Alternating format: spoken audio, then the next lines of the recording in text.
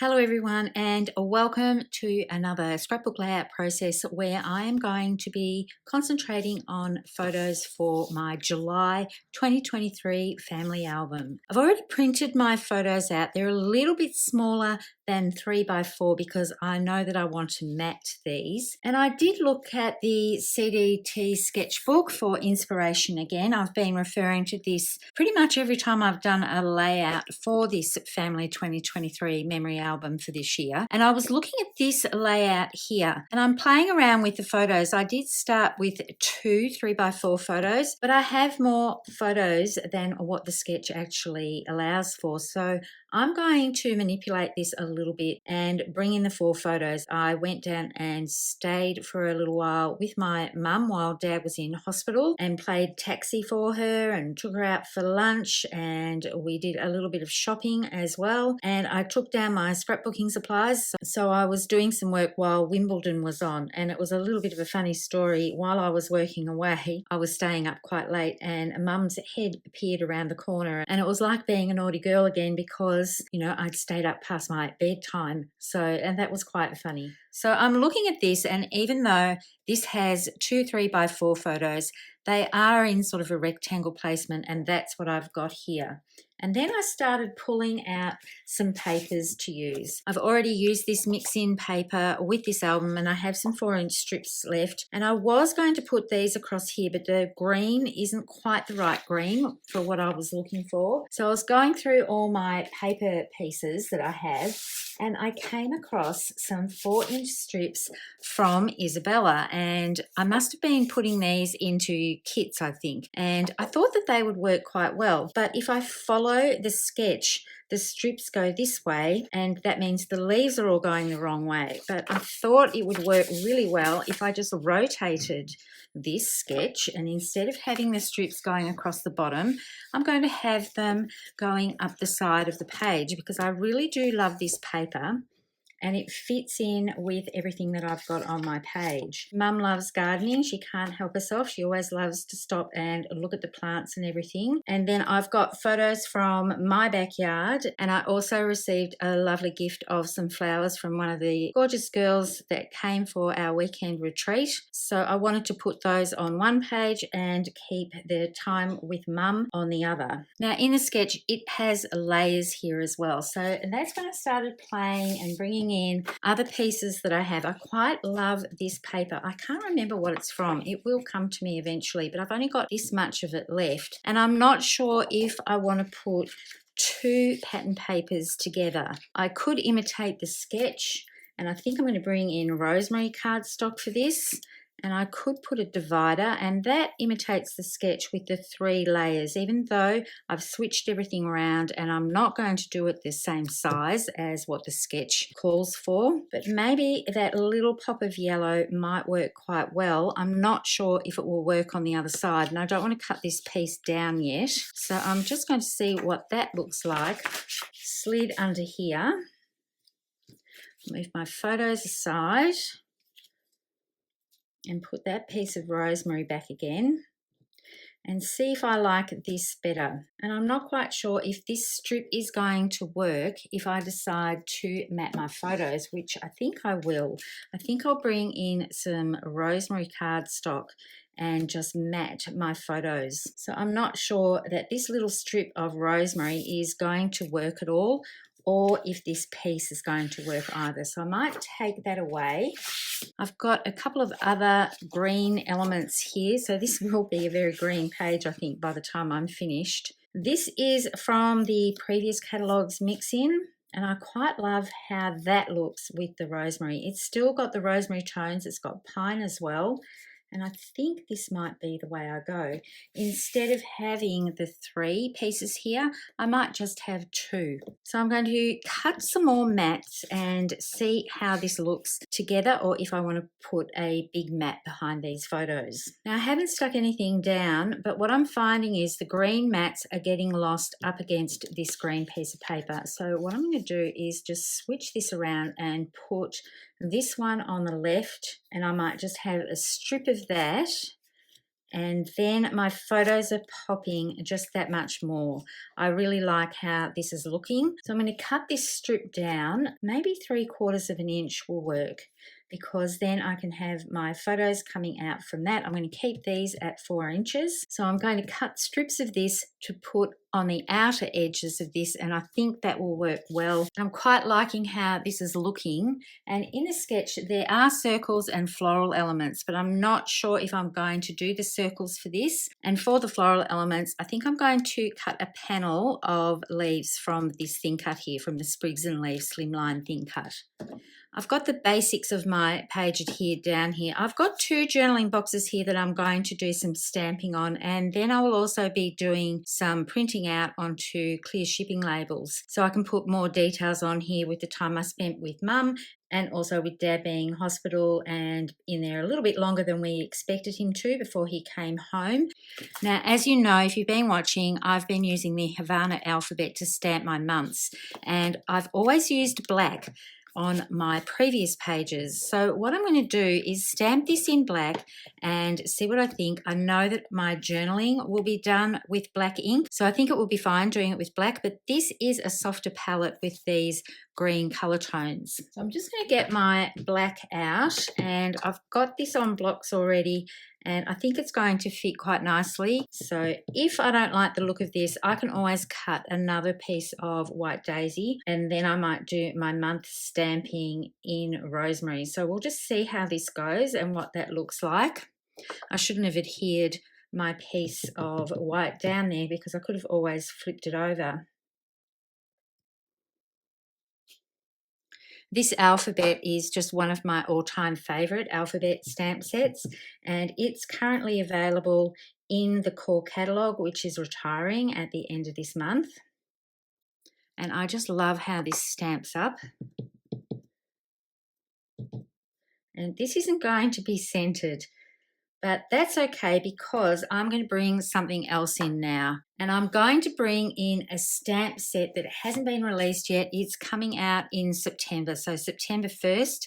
Hey Friend. I'll give you a little sneaky peek of what this goes with. So this stamp set here has actually been designed to pair with a new thin cut that's coming out 1st of September. It's called Blooming Frame Card Front, and I just loved the design with this, and I know that I'm going to be using this in conjunction with the Sprigs and Leaves Slimline, because you can use the leaves that cut out from this card panel onto your pages and other elements, and they will pair really nicely together. So these 2 die cuts I know I will be using over and over again, because they are multi-purpose use.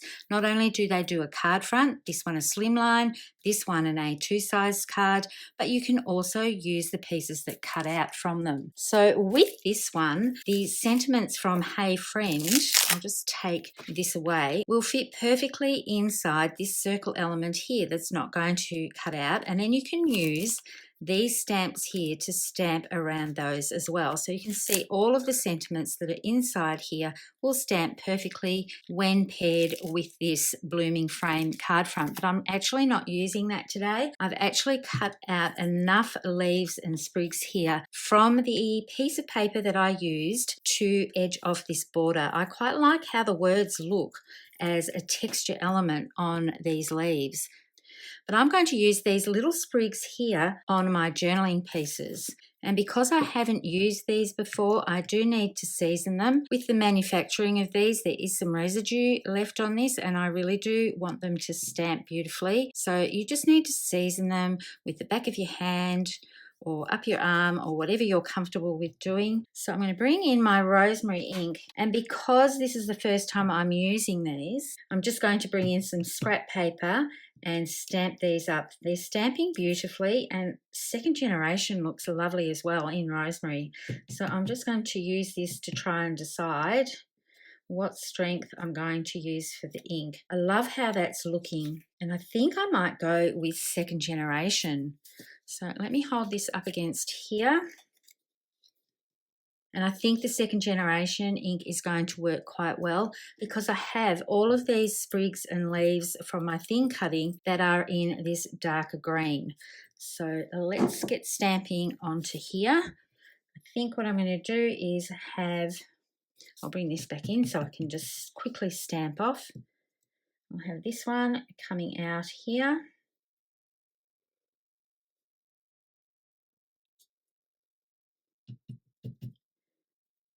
And then I'm going to rotate that and have that coming down this way. Or will I go this way again? No, it needs to go the other way. Or I might just put this one there. That's what I think I'll do. I'll put the smaller one on this side. And that balances off the fact that I didn't quite stamp my July directly in the middle. I'm actually going to put another one of these up in this corner, because when I do my printing, I can put my shipping label directly over that and you'll still be able to read the words because I've used second generation ink. I'm just going to put another one up in that corner. That looks so pretty. I really like how that looks. And then I'm going to do the same sort of thing on this other journal box with second generation ink and this element here. I'll just stamp off again, and I'm going to put that one this way. That's all I'm going to do on that one because, as I said before, I've got quite a bit to write about, so I don't want to clutter it up too much. And I'm going to quickly adhere this to the page. You can see I'm putting the dot roller in a little bit because I know that I'm going to be tucking those little sprigs around and I want to be able to slide them underneath. And the same with this one here. I think this is turning out to be such a pretty page, which is quite lovely because, as I said, photos of my mum always go hand in hand with garden elements because she has a real passion for gardening. So now I'm just going to fuss around with these elements here. I'm definitely going to have some coming out from the bottom here. There are some more pointed shapes with this, and then there are some rounded ones. So I want to make sure that I mix those up across the two pages. I don't know about you, but I do fuss around with this sort of thing quite a bit. Sometimes I find, though, when I'm doing this sort of thing, to have them come over top of a photo, it makes it look like they belong rather than having everything tucked under. So that being said, I'm going to bring this one down a little bit and have that coming out from there. I need to do a little bit more tucking. Actually, for this one, I think what I might do, because this photo has quite a lot of space at the top here, so these ones I'm going to have come out from the edge. I quite love how there are several different leaf styles and shapes in this set. Unfortunately, it's no longer available, but I know a lot of you have purchased this and love it. And then I'm going to just start gluing these down, and when I glue something like this, I don't necessarily glue all the way up to the top. As long as I've got the bottom section of this glued, I don't need to glue all the way because then the leaves can have a little bit of movement on the page. They're going to go inside a page protector, of course, but being inside a page protector, it won't matter if these aren't adhered to the page, but you will see them lift up a little bit, which I think is absolutely lovely when it comes to creating a little bit of movement on a layout. So this one was going to come down over top here. I've got all those sprig elements adhered down, and I always look at these tiny little bits that are left over and think how they'd look very nice just sprinkled amongst these. So you've seen me do this quite a few times, so I'm going to do that again. Using the glue and this little pickup tool, I actually have cut my pickup tool in half, so you can see they're about that long. I find them easier to manage, and then I can put them out at workshops as well for customers to try. They really are the best little thing to have when you're dealing with little embellishments and small pieces. So I can just put my little bit of glue down, add one of these, and it just adds just that little touch of whimsy, I think, to have a few of the leaves coming out off the edges of the sprigs that you've put down here.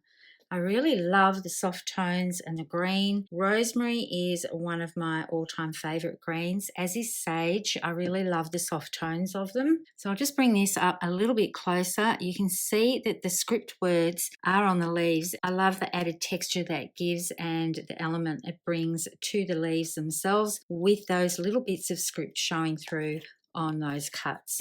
So, and that's my July pages all done except for having to add the journaling. I really feel like I'm keeping on top of my family 2023 memories album this year, and doing them in an 8.5 by 11 size is a really manageable size. I really love the way this all looks. Thank you so much for tuning in. I look forward to seeing you soon when I do my August pages. I really do appreciate the comments and the likes that you share with me when you've watched my YouTube videos. It really does mean a lot. If you haven't already subscribed, please consider doing so and turn on those bell notifications. It really does help my small channel out. Thank you so much for watching. As always, happy crafting and bye for now.